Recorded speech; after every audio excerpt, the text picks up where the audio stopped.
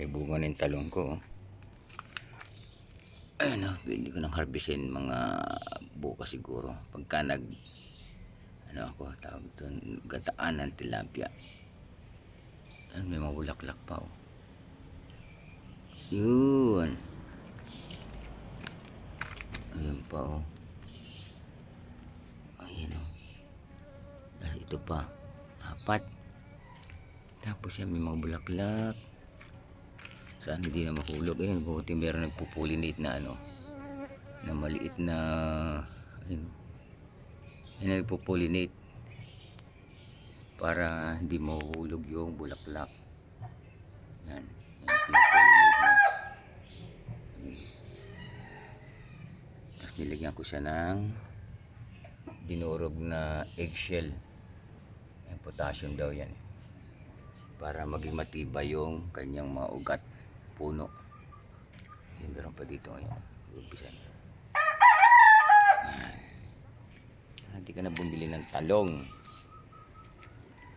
Itong kamatis naman ito, puro bulaklak, hindi naman namunga. Wala ito. Binuto ko na ito. Tapos ito, nakakuha ko ng okra kahapon ng 6 na peraso. Ayan, meron na naman. Sunod-sunod ng bunga nito. Huwag lang masyadong palalakihin kasi matigas. Yan, yung okra ito. Walang tangkad eh. Taas na itong okra na ito. Sunod-sunod ang bunga niya. Ang bilis bumunga. Kasi itong aking ampalaya, ayan, puro bulaklak. Wala pang bunga. Bakit kaya? May talong pa ako doon. Kaya lang walang bulaklak. Tinanggal ko na yung pinakondisyon ko ng isang manok dito. Wala na.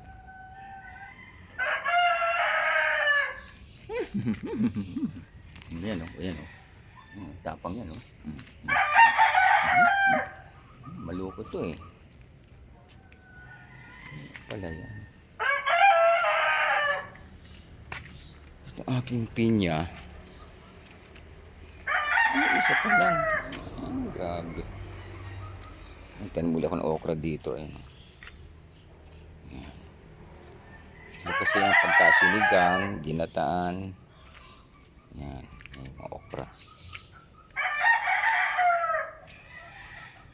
Ito mga pinya nito, wala pa oh. Hindi pa nagsisibunga. Ito yung mga kamiyas. Kung bubulaklak na ito. Ayun, nabulaklak na naman yung kamiyas.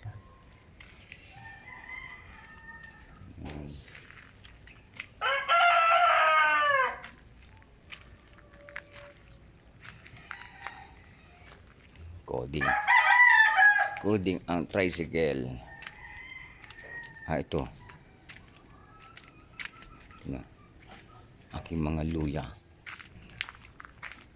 Grabe yung ito, laguna ng luya oh.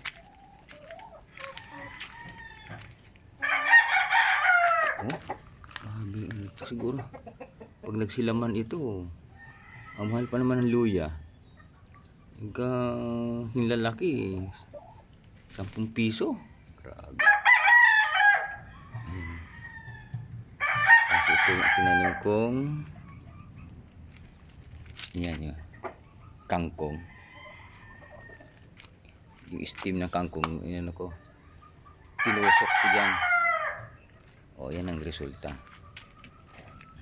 So harvestin mo na lang siya. Ito pwede talaga yung mga talong na to. Yan.